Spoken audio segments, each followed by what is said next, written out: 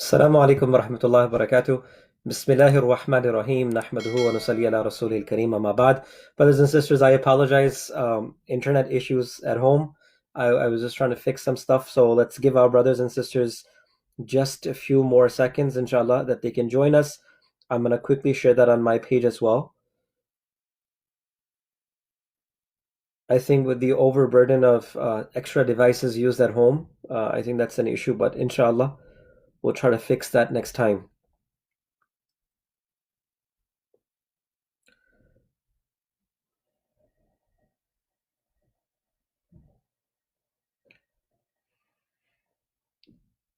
Okay, so brothers and sisters are joining us now, alhamdulillah. I again apologize a little bit late today. Usually I try my best to start on time. بسم الله الرحمن الرحيم نحمده ونصلي على رسوله الكريم أما بعد سبحانك لا علم لنا إلا ما علمتنا إنك أنت العليم الحكيم رب اشرح لي صدري ويسر لي أمري واحلل عقدة من لساني يفقهوا قولي. Respected brothers and elders, mothers and sisters in Islam, we ask Allah subhanahu wa ta'ala to keep us in the company of the righteous in this world. May Allah subhanahu wa ta'ala raise us amongst the righteous on the day of Qiyamah. May Allah subhanahu wa ta'ala fill our lives with mercy and rahmah, as all of us are in the need of the rahmah and the mercy of Allah subhanahu wa ta'ala.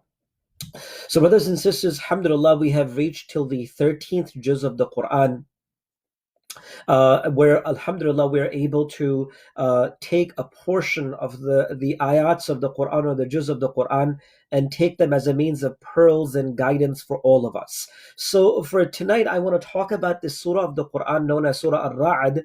Surah Ar-Ra'd is the 13th surah in the order of recitation, and the ayah of the Quran is verse number 28. And this verse of the Quran, Allah subhanahu wa ta'ala mentions to us so beautifully in this very beautiful verse of the Quran related to our hearts. Allah subhanahu wa ta'ala speaks about those who have found faith and then they have found itminan, they have found contentment. And then Allah subhanahu wa ta'ala defines and says, Ala bi dhikrillahi tatma'innul qulub. For indeed, the contentment, the sukoon, the tranquility, the comfort of the heart of a person is only and only in the remembrance of Allah subhanahu wa ta'ala. And brothers and sisters, I want to take the short time that we have today to really touch upon heart, a content heart. How do I know that I have a content heart? How do I know that my heart has become mutma'in, right? It has become content and it's happy and it's satisfied with Allah subhanahu wa ta'ala. So there are a few things that I want to share with you. Number one, brothers and sisters, and this is a request to all of us, including myself, that our physical sickness is something more than ever now makes us concerned, right? A little cough, I got a stuffy nose, things like that brings up like red flags. I'm sick, or maybe I'll become more sick. May Allah protect all of us and give us shifa and health and protect us from all diseases and difficulties.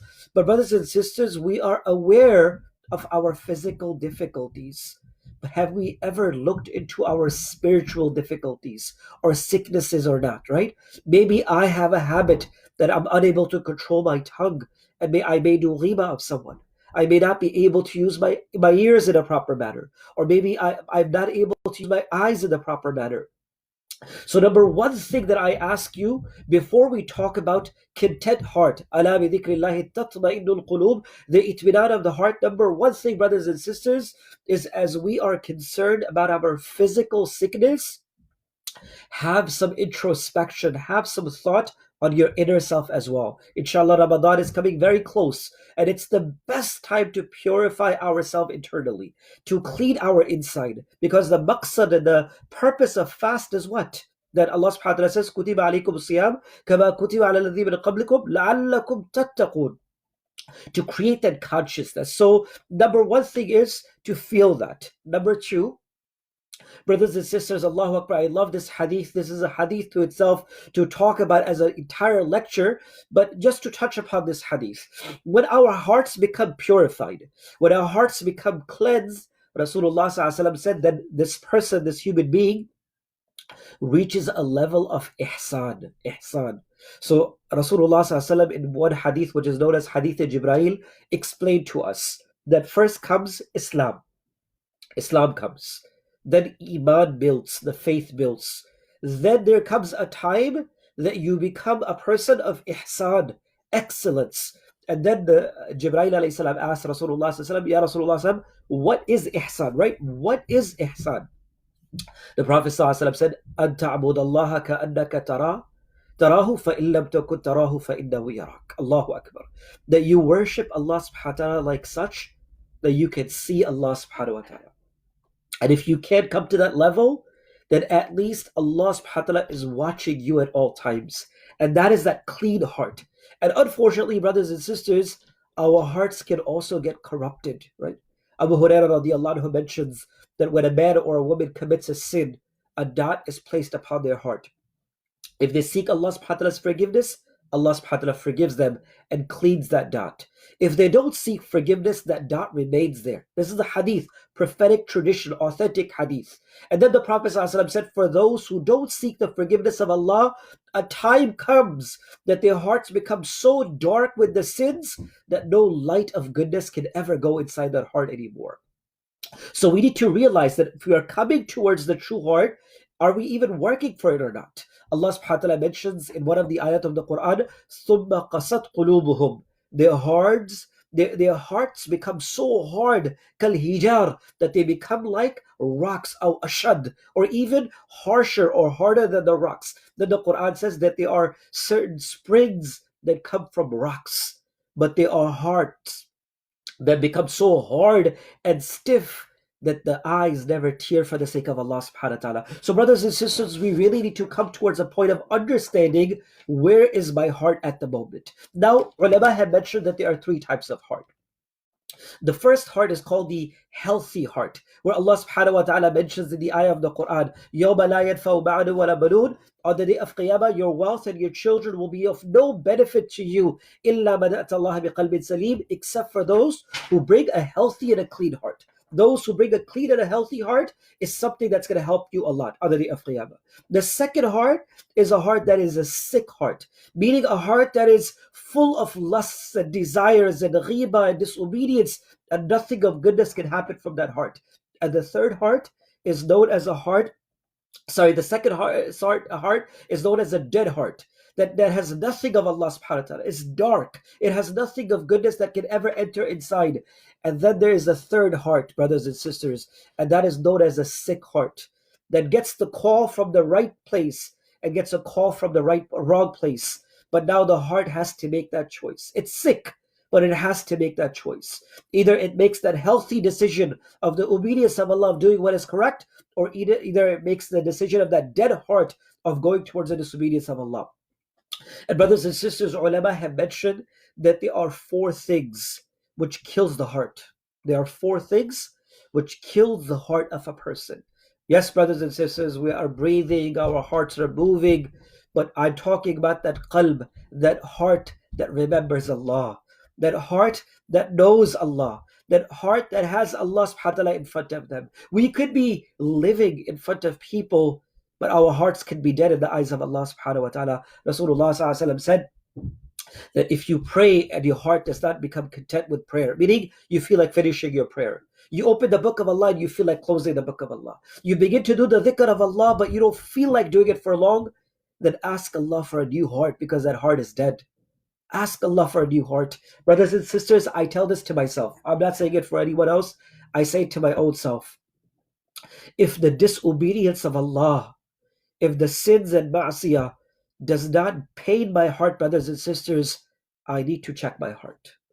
If I do the sin myself and I feel no pain, I need to look for a new heart, brothers and sisters. Forget about the Prophet ﷺ said, if you see others doing sin and you don't feel the pain, that means that there is no iman left in your heart. Imagine myself doing that sin and not feeling the pain. Ulama have mentioned that there are four things which are poison to our hearts. They kill our hearts, brothers and sisters. Number one, unnecessary talk. When you talk about things that have no value and no benefit in dunya and akhirah, unnecessary talk is number one poison for our hearts. Ulama have mentioned. Number two, unrestrained glances. When our eyes roam around everywhere, when our eyes are unable to have haya and the fear of Allah.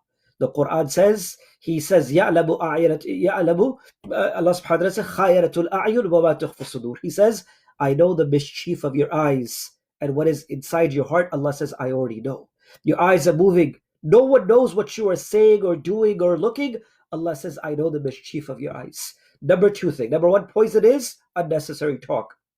Number two is unrestrained glances. I'm not saying go blind, don't look anywhere. No.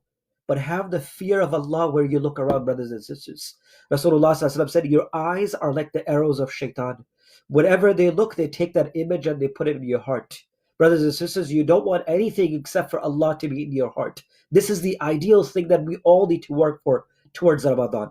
Unnecessary talk, unrestrained glances. Wallahi, brothers and sisters, if I ask for myself, Allah, give me the strength to control my eyes. I ask Allah to give all of you the strength to control your eyes and looking from unrestrained glances. Wallahi, the day that we are able to control our eyes to look at haram, that's the day you're going to feel the nur of your ibadah. Wallahi, brothers and sisters, that subhanallah is going to feel so refreshing. That sajda is going to feel so beautiful when we are able to control our eyes. Number two. Number three is when a person is not careful about lawful and unlawful things. When a person doesn't care about halal and haram anymore. They're like, whatever is coming, it's okay. When a person doesn't care about halal and haram, that's the third poison of the heart of a person. And last but not least, the ulama have mentioned from the hadith of Rasulullah, bad companionship is the fourth poison of a person's heart. Unnecessary talk, unrestrained glances. Number three, don't worry about halal and haram. A person doesn't care. And number four, bad company. These are the four poisons that ulama have mentioned that affect the hearts of a person and that slowly leads it towards dead heart. But brothers and sisters, what makes our heart alive? What makes our heart truly alive is the dhikr and the remembrance of Allah subhanahu wa ta'ala. And dhikr and remembrance doesn't mean to hold a tasbih at all times. Brothers and sisters, it means that we should have the consciousness of Allah subhanahu wa ta'ala. When you are with your family, when you are with your spouses and your children, know what Allah wants from you. Even your valuable time with your family and your children is ibadah when you know what Allah wants from you. For you to spend 8 to 10 hours of working livelihood for your family and your children and your loved ones is your ibadah as long as you know what Allah wants from you. So a true content heart is a heart that has the consciousness of Allah. And brothers and sisters, when our hearts have the consciousness of Allah, when it will have the awareness of Allah, then this heart will never allow us, our bodies, to turn towards wrong. I will finish with this hadith of Rasulullah sallallahu alaihi wasallam. The Nabi of Allah sallallahu alaihi wasallam said, Inna fil jasadi mudghah. O my Sahaba, there is a piece of flesh in a human body. إِذَا saluhat saluha al-jasadu kullu. If this is corrected, the entire body is corrected. وَإِذَا fasadat, and if it is corrupted, fasad al-jasadu kullu, the entire body is corrupted. So a single piece, mechanism, if this is correct, the entire function of the body will be correct. If that function of that piece is incorrect, corrupted, the entire body will be corrupted. Then Rasulullah sallallahu alaihi wasallam said to the Sahaba, Ala wahiya al-qalb, ala wahiya al-qalb, ala wahiya al-qalb. O my Sahaba, that is the heart, that is the heart, that is the heart. Brothers and sisters, when our hearts are correct, our eyes will look towards that what is obedient to Allah. Our heads will earn what is halal and tayyib to Allah. Our ears will listen to that what is correct. Our minds will think what is correct. Our feet will walk towards what is correct. But may Allah forgive. May Allah forgive. May Allah forgive if that heart is corrupted. We will know it's haram, but we will still do it. Why? Because there's not enough strength in our heart. So now Allah subhanahu wa ta'ala is saying that if you want the sukoon and contentment of your heart, and brothers and sisters, our beloved teacher used to tell us all this time, he said, Bhai, and don't get me wrong, having money and having things is not a bad thing. But he used to always tell us that with a lot of money, you could buy a good bed and a nice mattress, but you cannot buy the contentment of your sleep. You can buy a beautiful mansion and house, but you cannot buy the sukoon and comfort of your house. And you can buy all the things, but you cannot find contentment except if you do not have Allah subhanahu wa ta'ala. So my final message, brothers and sisters, for all of us, including myself and all of us, is that whatever Allah has given us, if Allah has given us dunya and mal and not anything, or if not given us, if we want sukoon and comfort in our hearts, let's make Allah subhanahu wa ta'ala part of our lives. Make Allah subhanahu wa ta'ala as part of our lives in consciousness of Allah, awareness of Allah. And inshallah, once the awareness of Allah comes to our hearts, all of our affairs will be connected. Again, this is the ayah of the Quran from the 13th surah, which is known as Surah Al-Ra'd. Allah subhanahu wa ta'ala mentions in the 28th verse of the Quran in Surah Al-Ra'd, Allah بِذِكْرِ tatma'innul qulub. For indeed, the contentment, the sukoon, the tranquility, the comfort of the hearts of the humanity is only the remembrance of Allah subhanahu wa ta'ala. May Allah give us sukoon and comfort in this very difficult and trying time. May Allah subhanahu wa ta'ala give shifa and cure to those brothers and sisters who are going through the sickness. May Allah give firdaus al-a'la to the brothers and sisters who have passed away this very difficult time. And for those who are secure and comfortable in their homes, may Allah keep you comfortable and secure in your own homes. And may Allah give barakah and blessings in our lives and allow us to reach the month of Ramadan in the best of a manner. Inshallah, we'll see you tomorrow night with another night of the pearls of guidance. Keep me and the entire ummah in your dua. Wassalamu alaikum wa rahmatullahi wa barakatuh.